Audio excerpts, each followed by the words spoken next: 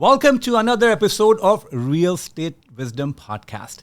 I'm Vishal Kapoor, your host and realtor. Today, we have a special guest, Amanda Ward, the broker manager of a leading brokerage in Ontario, Century 21 Miller. Yes, that's my brokerage. With over 15 years of experience in real estate, Amanda brings a wealth of knowledge and expertise to our discussion. Let's explore the world of professionalism, real estate brokerage, and the real estate market together. Welcome, Amanda. Thank you, Vish. I'm happy to be here. I'm glad you did it in such a short time. One of my guests, backed out, and I have the backup over here. So I know. I was just so happy to be available for you. That's amazing. That's what I like about our brokerage. I know we're going to talk more about it, the different kind of brokerages, but I want to know why Century 21 Miller? Why you become broker manager for Century 21 Miller? Well, one of the things I think that resonated a lot with me with this brokerage was the fact that we do have such a family feel to our brokerage. It's a cohesive environment, and it's supportive. You know what I mean? We all support each other in our efforts, and I think that was one of the biggest things that drew me here. Oh, for sure. I know, we met first time during the COVID, our first right, lunch meeting, yes. right? And you were trying to reach out and say, are you comfortable coming in? And first time I met you, I'm this is seems like the part of our family, right? Yeah. Even the broker manager before that, she was fantastic, but in transitioning and always when change happening, how I'm going to communicate, but you make me so comfortable. Yeah, and sometimes I forget that I started here in COVID when I remember for the most part, I couldn't tell anyone's faces because everybody was wearing masks, even on Zoom and stuff like that back then. So what a weird time, but yeah. Yeah, and that's what I like, Bill Miller and this brokerage is we like a family. And that's what I felt like, and at the same time, we kept a professionalism. So we could going to talk about professionalism today. And so I want to know, can you share some insights on the importance of professionalism in the real estate industry? Absolutely. I mean, I think, it's something that I'm pretty passionate about. I feel like it's really important that we as realtors sort of band together and raise the bar in the industry.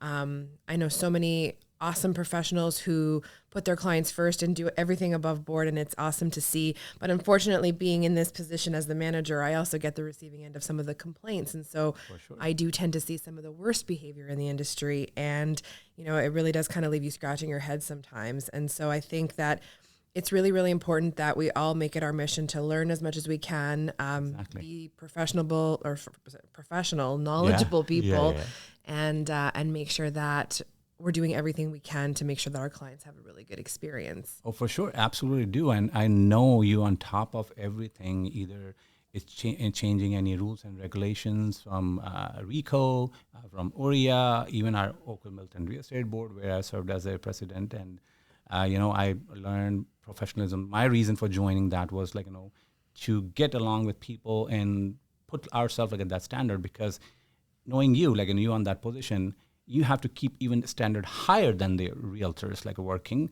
to make them, because if you're not doing professionalism, you cannot teach that professionalism to them. No, absolutely not. Right. And I do commend you for all the work that you've done. Sometimes these things like being the president of OMDREB are things that are a bit thankless, Yes. but we need people like you to get involved in our communities and get involved in our industry so that we do raise the bar and we do make sure that we're on top of things. So I think it's, one of the things that I admire most about you, Vish, is your involvement in our industry. It's something that unfortunately not a lot of realtors do, and I wish more of us did it. Oh, for sure. Every individual is different, and that's what talking about. There's a few of them, they don't act as a professional, and sometimes you get complaints sometimes, right? Even they do everything right, but in client's mind is not professional, and we teach, we cooperate, we look into that and how we can make it better, right? We are human beings as well. We do mistakes, but ultimately it's come out how we keeping that standard high. Yeah. And being a leading brokerage, and from our brokerage, one of our team is the global leader. That doesn't come that easy. No. Right? A lot of hard work involved in that. So this is more about realtors as well as customers and clients, sellers and buyers, investors. what quality should clients look for when choosing a real estate brokerage? I think really what a client should be looking for is to make sure that they have a real estate agent who is knowledgeable. And that can be hard to determine, but, do they know their craft? Are they an expert in that neighborhood? Are they keeping themselves abreast of all the changes in the industry? Really kind of establish what their marketing is. One of the things that we do here at Century 21 is we have a program called Testimonial Tree. And so we're making sure we're constantly asking consumers what their experience was like with that realtor so that other clients who are considering hiring one of our agents can easily see what that experience was like. I mean, I think reviews have become a standard practice in most industries, whether it be hotels, restaurants, et cetera. And so real estate is no different, right? So I think collecting those client reviews and testimonials and being able to show a new potential client, listen, this is what I've done with clients in the past, and this is why they've had a good outcome or a good experience, is one of the key things to do in marketing of a home these days. Oh, for sure, absolutely. And I think it's like more like the personal branding, but also when it's back up by the branding like Century 21 Miller, Remax, Royal LePage, the bunch of them, right? But it's also depending upon, just like any, you go to Tim Hortons or Starbucks.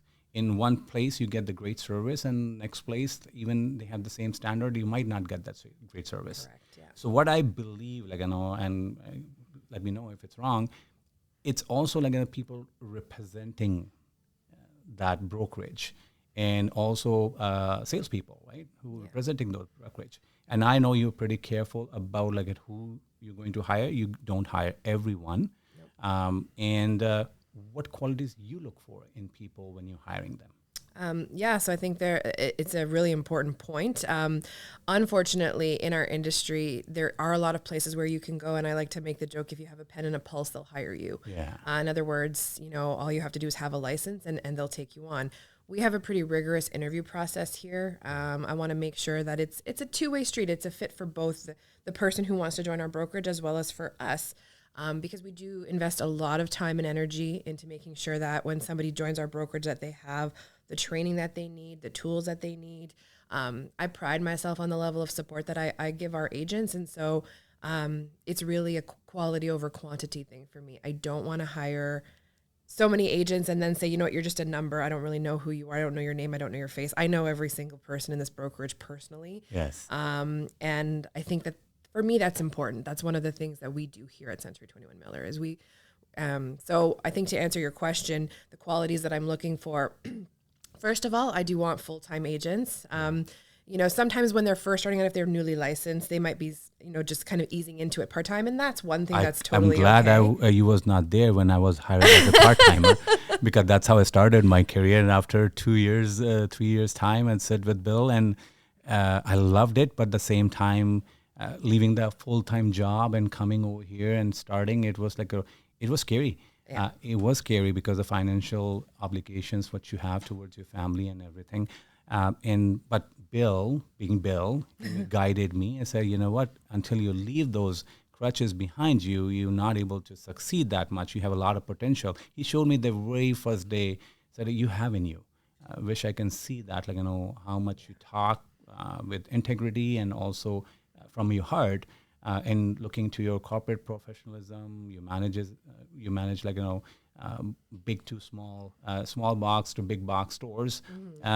You have in you, but reconsider that, how you're going to do it. And I took a break, a year and a half, and then I came full time because I did realize right away, this is not the part-time profession, right? You have to give in to get anything, right? So you have to give more. 7 times you will give, then 1 time you will going to receive. Yeah.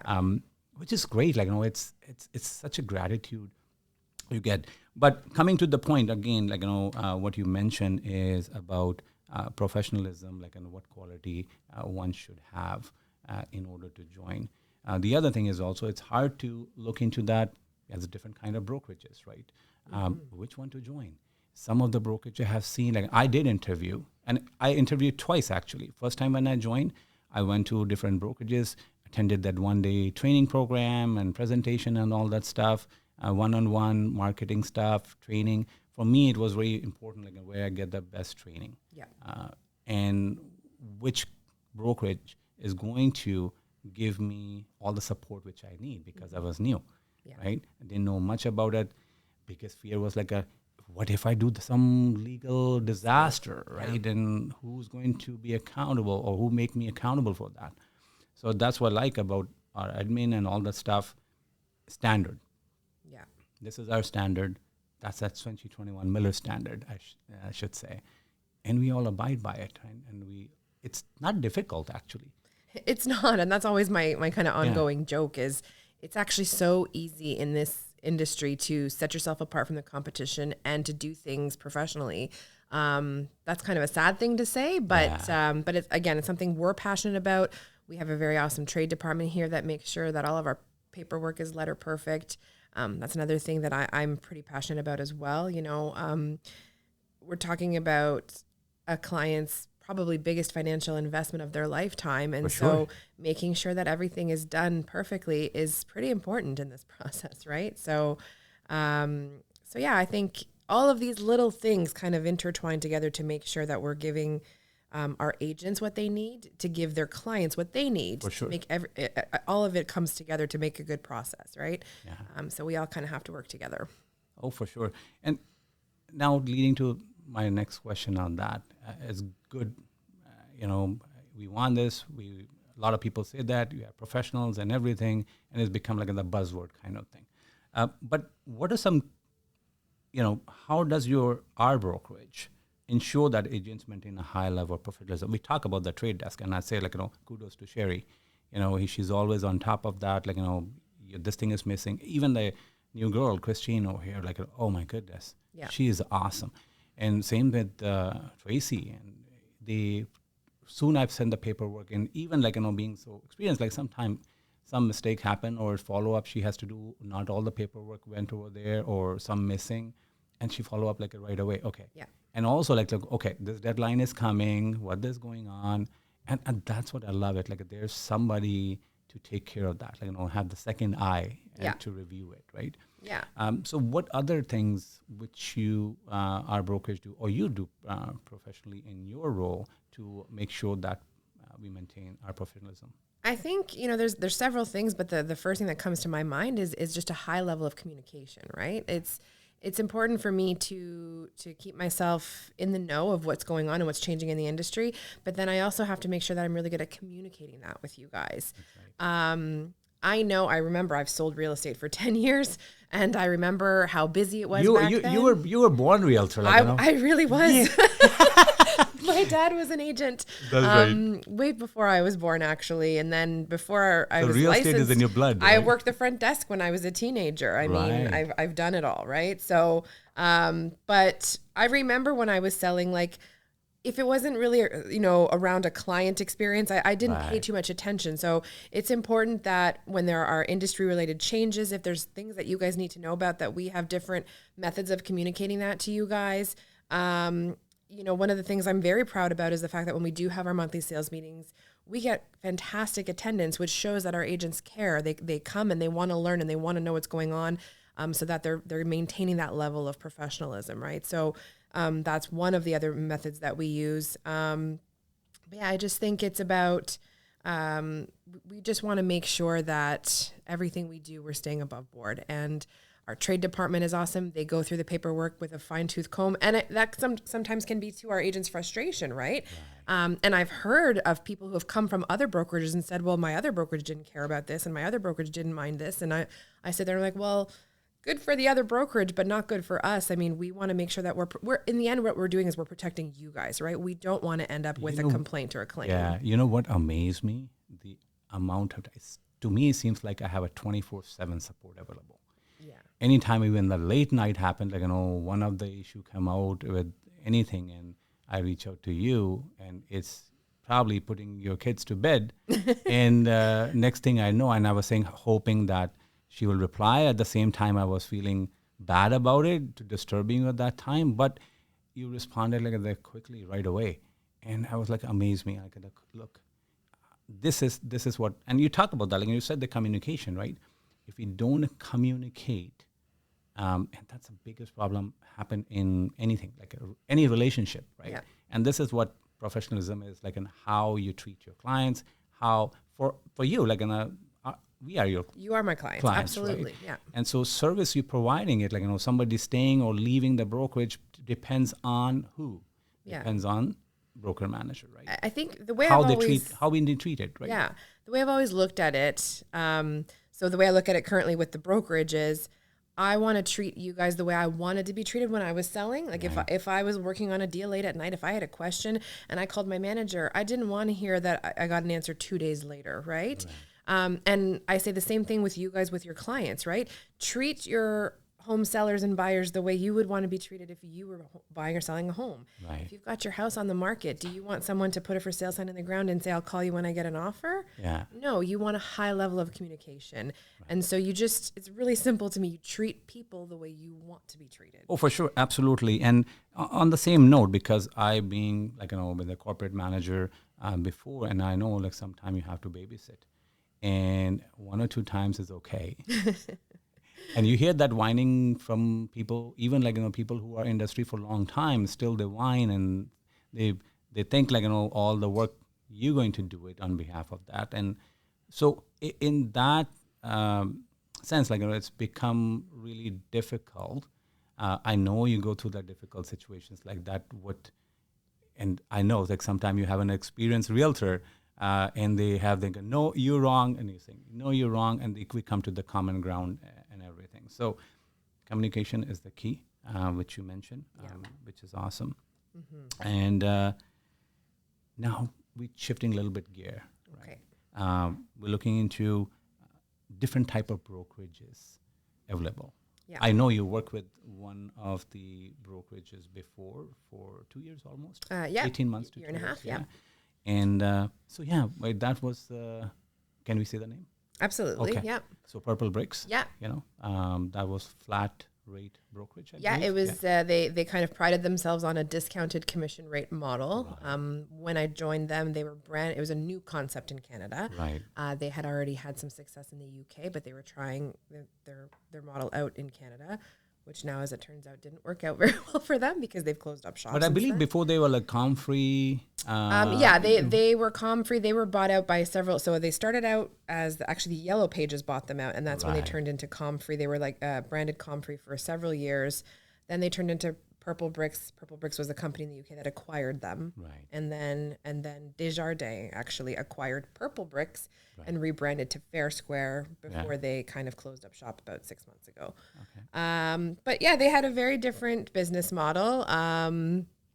It was an interesting and a good learning experience for me to see that world and just sort of, the way that the analogy that I used to use is that there's always enough business to go around for everybody. There are always a certain amount of homeowners that are going to choose to use the lowest price service that they can get. Right, yeah. I got some good insights in that business into what you get though, right? And that was one of my biggest takeaways from working there was just that, oftentimes you would see that these clients would say, well, why not try this?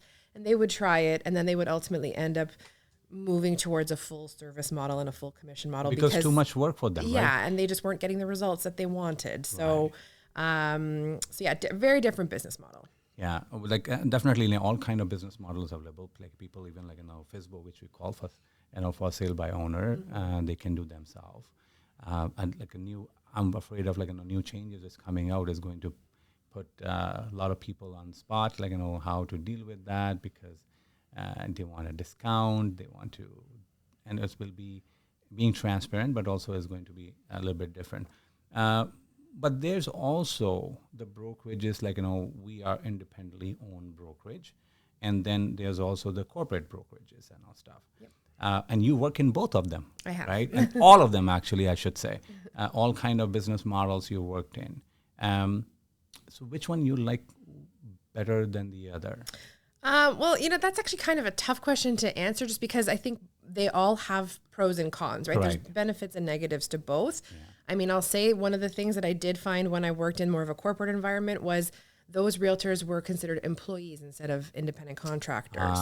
And what that means is that we had a little bit more control over the level of professionalism. Like, they really sort of had to fall in line and had to follow certain rules. Whereas when we're dealing with an independent contractor environment, like most larger brands, Century 21, Remax, et cetera, are, you are your own boss. You are independently, you're operating on your own. And so sometimes that can be difficult because you answer to yourself, and so you have to keep yourself accountable.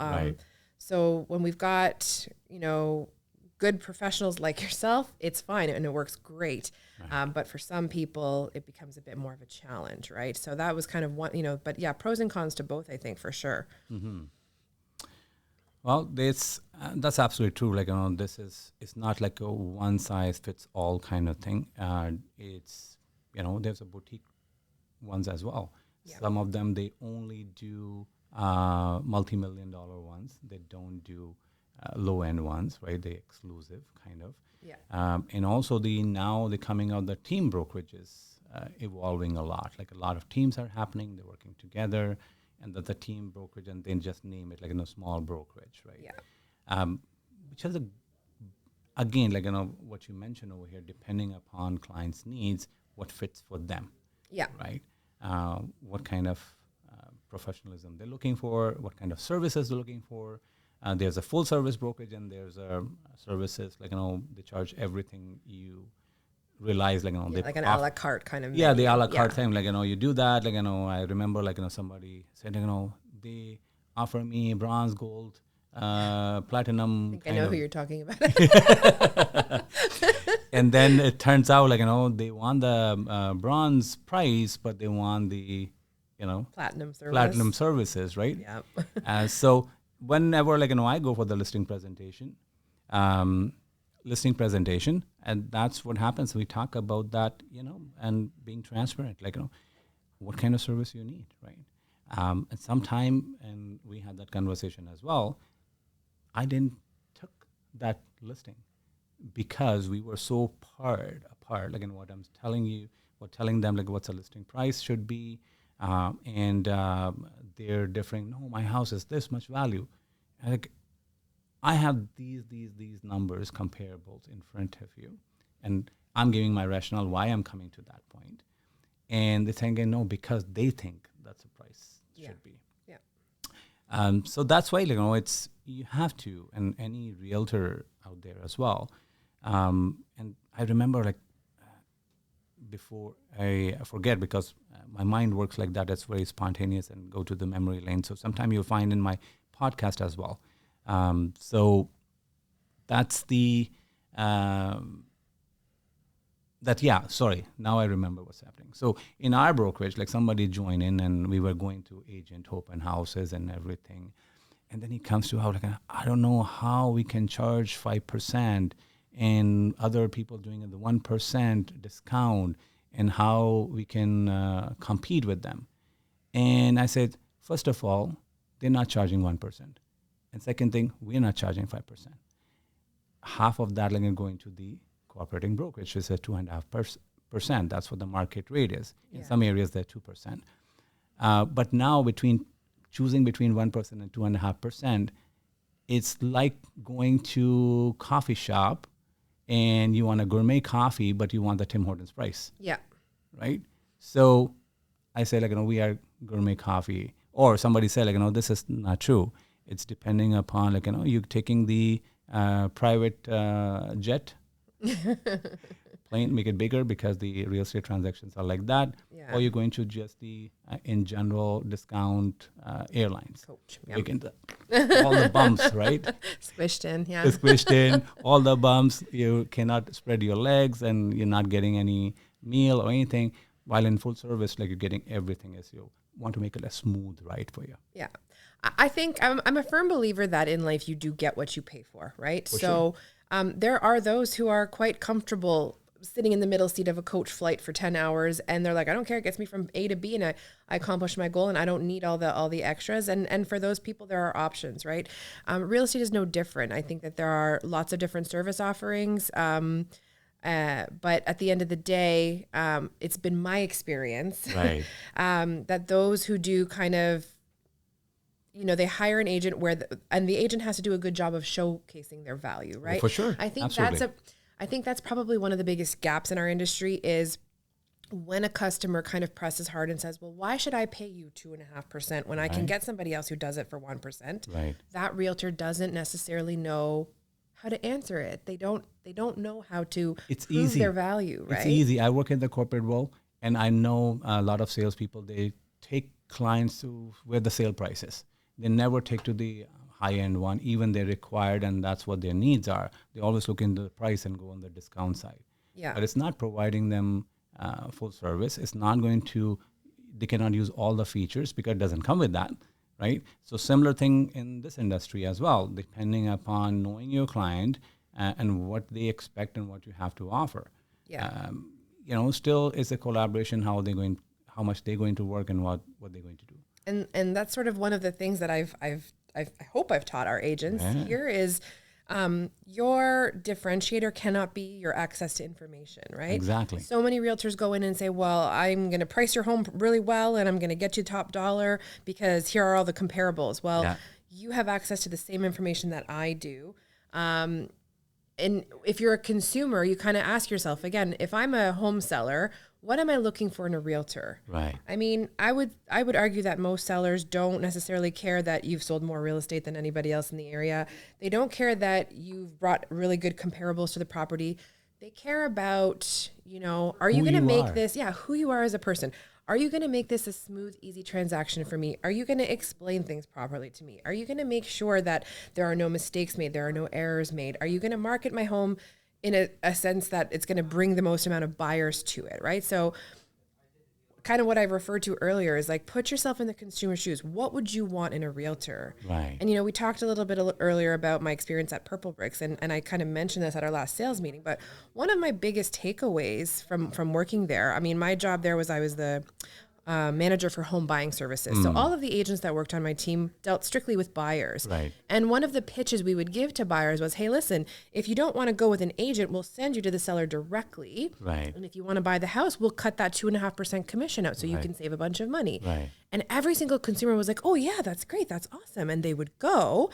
But the minute that they liked the home and they were thinking of putting in an offer, they were calling us back and saying, can you please set me up with a realtor because I don't want to do this on my own, right? It's the largest transaction of your life. And so you want to feel like somebody is, looking out for your best interests. And so your value proposition as a realtor cannot be, hey, I have information, I have access to data, and I can show you houses. Right. It has everything to do with, this is why I'm going to give you the best service possible. And that is why we get repeat and referral clients, right? They come back to you based on the fact that, hey, I mean, think about even in your own life. Have you ever had an experience where you had a dealing with a business that kind of went above and beyond and made you feel that you were like, and then you told everybody about it? I do videos about that.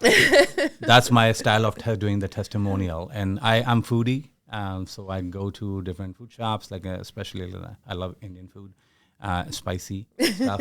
And whenever I have the experience, like I just take out my camera and do the video and say how amazing food was, like, and how I felt, like, genuinely. It's not just promoting them.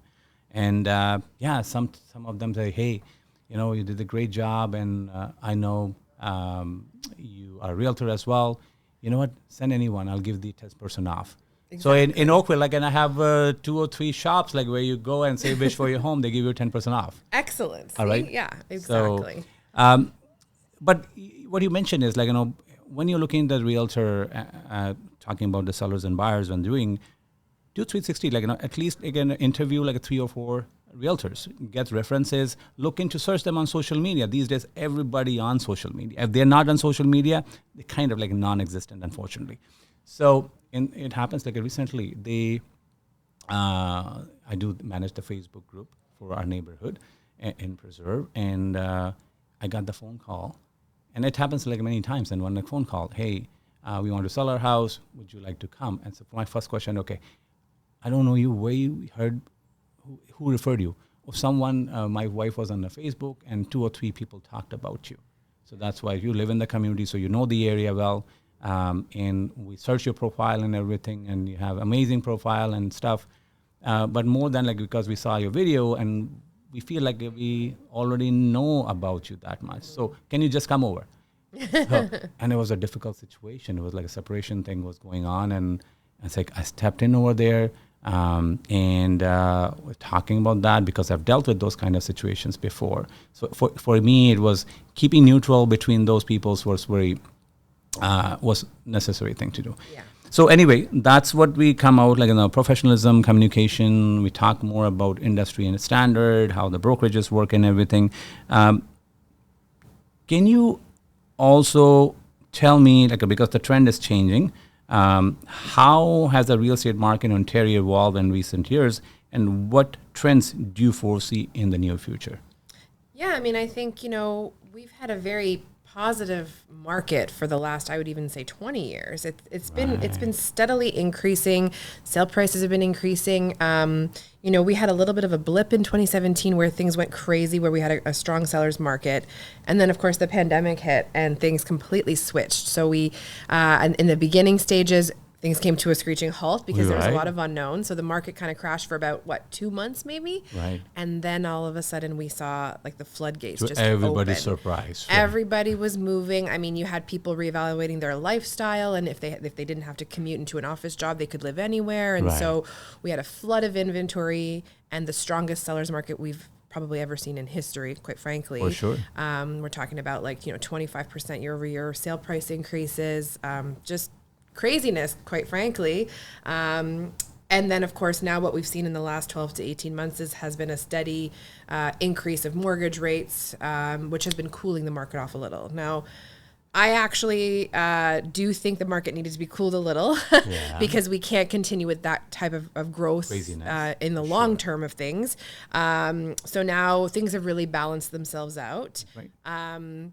I think, of course, I don't have a crystal ball like anybody else, but my prediction is that we're probably going to sort of stay in the market that we're in right now, which is, again, it's very balanced, maybe even slightly tilted towards a buyer's market because there's not a lot of inventory, but people are not, I think everyone's in a hold pattern right now. They want to see what happens with mortgage rates.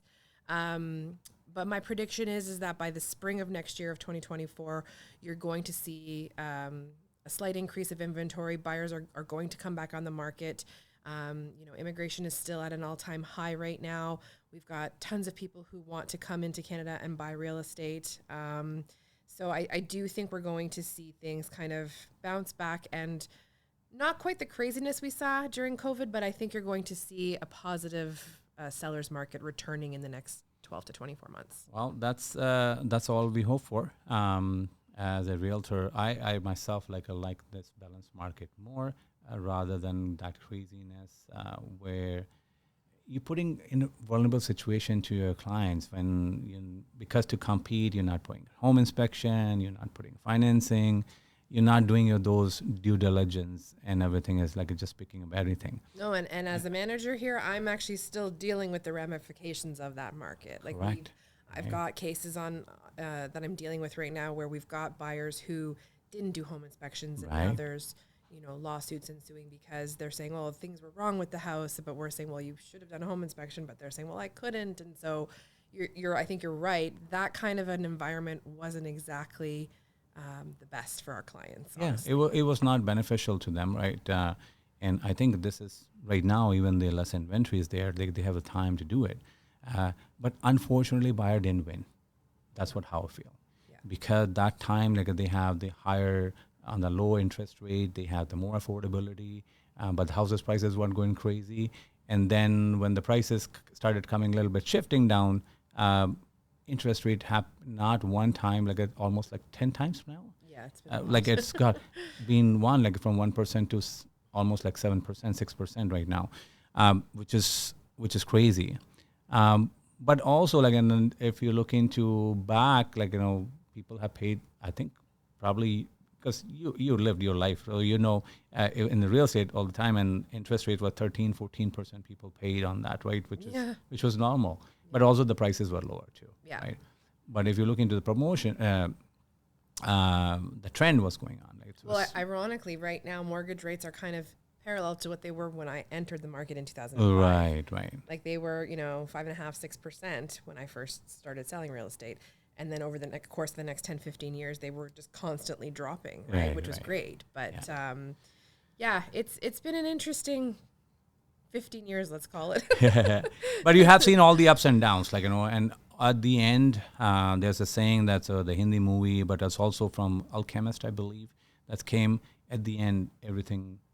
If the saying was like, it's our life is like a movie.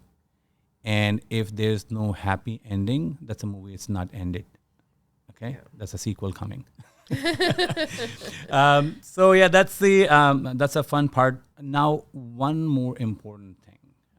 I know we have a lot of questions. I'm not able to cover it all in this episode. I might have to get you. I'm trying to get one episode in there and then do the other segment in the other episode. I will come back anytime you'd like me. I know. I have a backup all the time. Anyone back out on me, I have a backup. So, and that's what the professionalism is. Well, always have a backup, always have a plan B. What are you going to do if that's going to happen? So in your life, if you don't have a plan B, it's financial, relationship, anything. Make sure you have plan B. Be vigilant about that. But coming out to the biggest part. Okay. Commission. Ah. Right? And people say, realtors make so much money. They are just ripping off the buyers and sellers and everything. And it's not worth paying that much percentage. They should charge this thing and that thing, and I can get it somewhere else like that. What do you have to say about that? Well, firstly, I would say commissions are always negotiable. There's no such thing as a set price in real estate. So, and we just talked about this, right? There are companies out there that offer the discounted rate, but I think where the problem lies is that, like you said earlier, they want the Tim Hortons price for the Starbucks coffee. So, I've had this conversation with many of our agents. I used to have it with my clients who would, if they ever did question, well, why should I pay so much money? Right. I think what consumers need to focus on is a little bit more, how much money am I going to put in your pocket as opposed to how much money am I making, right? Correct. I think that when you hire a professional, you hire somebody who's knowledgeable and truly knows their craft and has spent the time learning what they need to do to market and sell a home in the fastest amount of time possible and for the most amount of money. Right. The end result is you get more money in your pocket, right? And isn't that what we all want? It absolutely is. So yeah, if you're going to sit there and dissect, well, I mean, first of all, too, I think that the general public also doesn't sometimes understand what's involved in the back end of selling a home. Expenses. I mean, real estate agents do have a certain amount of fixed expenses that they have to pay, whether they sell one house, 10 houses, or 20 houses. Right. And those fees never go away. They do pay income taxes like everybody else in the world. Self-employed, and depending upon, thanks to PREC now, we can do something about it, save some money, but it's a differing, basically. Yeah. They have a brokerage split as well that sometimes consumers aren't aware of. So you're calculating, you just made $25,000. Well, no, there are things that need to be paid out of that money, and it's your time and it's your expense. And I know one of my favorite analogies is when you hire somebody who really knows what they're doing, who's truly professional. You're what you're paying for is not their time, it's their experience. Oh, for sure. So they might put a for sale sign on your front lawn and market the hell out of the home and get you an offer within 2 days. And a consumer can be left feeling like, wait a second, you just did 2 or 3 days worth of work and you made how much money? But you're not paying that realtor for the 2 or 3 days worth of work. You're paying them for the 15, 10, 5 years of experience. How much time they invested in exactly. that, right? And how many times have you maybe made a mistake and learned from it? And so it's all those experiences that combine to make you the professional realtor that you are. Right. And that's the reason you were able to get the home sold so quickly and for so much money. For sure. So again, I think what consumers need to remember is you're not paying for a realtor's time. You're paying for their experience. And that's a big difference, right? Oh, I totally understand that. I was making it clear to understanding for our audience, buyers, sellers, even the realtors. Sometime new realtors come in and say, at least I get some business, at least getting some money from that, and so I'm going to take it. They jump from that, and then realize it's more work than what they expected. Yeah. The one thing people don't get it, and then I was saying that from a long time. If you start using your time, and I think I've learned from Bill, I believe, is how much your time worth. Exactly. How much, if I have to pay you your 1 hour, people think that's free, like, and I can do myself. But how much that time worth? Like, if you get paid on your job, $50, $100, $200, and you look into that, like, and how much time you're going to put, or rather than delegating. Yeah. You know, I did over here. Like, we had cameraman over here. I able to do it, but at the same time, it's costing me more because I'm like, what, I'm not going to tell how many dollars. CR is watching, but what I'm saying is, like, it's look into that. How, in that particular time, can you spend with your kids, with your family? I think that's most valuable because that's priceless. Yeah. Right? Can you do anything else you wanted to? Or maybe you want to do like second job which you make extra income. Yeah. Right? And I mean, here's the counter argument to all of that too. Sometimes I've had clients say, well, you guys, you put up a for sale sign, you sell it within 2-3 days. It's so fast, you make all this money. Okay, but you're also not thinking, okay, what about all the times where, and I'm sure you've had these experiences, Vish, Sure. you've shown a buyer houses for 6 months, probably 20, 30 houses. I have like the buyer, and stayed with me like a year and a half looking for and the their houses. life circumstances change, and they're like, you know what, we're probably just not going to move at all. So now you've spent all that time with a client and you get zero paycheck for it, right? Yeah. Or even with a seller, right? Like maybe they all of a sudden change their mind and they don't want to sell. And so you've put not just your time, but your money marketing the home. And that recently what happened, right? Yeah. I mean, it's a Yeah. trade-off, right? Yeah. So I often say to our newer agents, when you have one of those deals that comes together really well and you do all the right things and you get the home sold quickly, take it and be happy with it, because not every deal does go that smoothly, and it's a bit of a trade-off in our For sure. industry. So in that part, like, when people selling it for like, $2 million or $3 million property, and people say, like, that's getting a big check and everything, but also look into that, selling those kind of properties, it's also need a specific kind of expertise. Yeah. Right.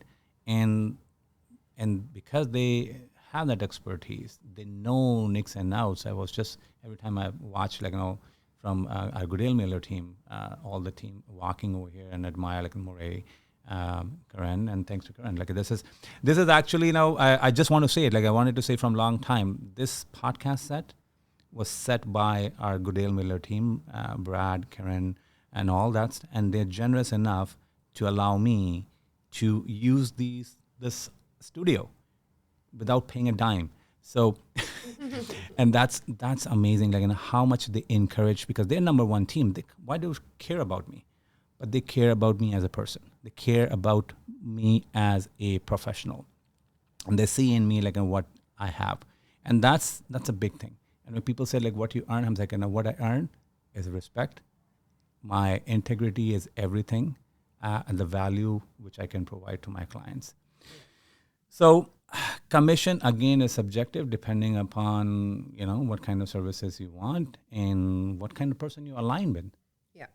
Have experience happen. We walked in it was the possession date. My client walked in and I was there, and they have close friend came over. And he was talking about me, the raving about me in front of them. And the other person said, oh, my realtor was not that great, but what I got the free TV from him. And he looked into that, and they looked into me. And before I respond anything about that, he said, you have no idea, we got more than TV. Yeah. Good for you. Because Vishal is there always with me, like anything I need, like, from plumber to mechanic, and explaining everything, how this works, how it doesn't work. He makes sure that our move's happening properly. He put his guy over there. One guy backed out from us, which I hired. So I got like more than that, like, and those are my clients. Those are things like become my family. And they treat me like a family. Recently, we have the Indian festive Ganesh Puja. And they say, sir, you're coming. We have doing this time, and without you, we're not going to do it. Yeah. That kind of respect, when I get that, like, that's my earning. It's more than a commission, valuable, and Oh my goodness. I think it's why you do probably get so many referrals and repeat customers. And not only that, but you're the type of realtor that we love having here in our office because you share your knowledge with others. Whenever we have newer realtors, I've seen you in the hallways, talking to them, coaching them, mentoring them. It's probably why you received the Claire McLean Award in 2019 because Oh, of your. that was the biggest, I say my most precious award ever. I can say that, there's no monetary benefit on that, but that's the honor which I get helping others. And for your listeners, the Claire Yes. McLean Award, one realtor out of our office gets that award every year, and it goes to somebody who just goes above and beyond to really share their knowledge and help guide other agents in the office. And it's that kind of cohesiveness that we so value in this office, right? So, I mean, I think it was very well deserved the year you got it. Absolutely. Well, thank you. And I couldn't have done it without all the support, all the love which I get in our office. So enough of that. I know we can keep on going. I know you have to go for your meeting as well. So thank you again so much, Amanda. My Thank pleasure. you all you do for our brokerage, for us realtors. And again, you open about sharing any knowledge or wisdom which can help other people.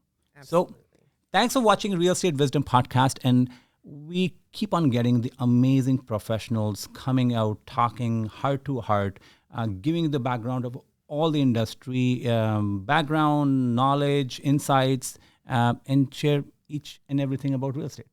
So thank you for watching. See you next time.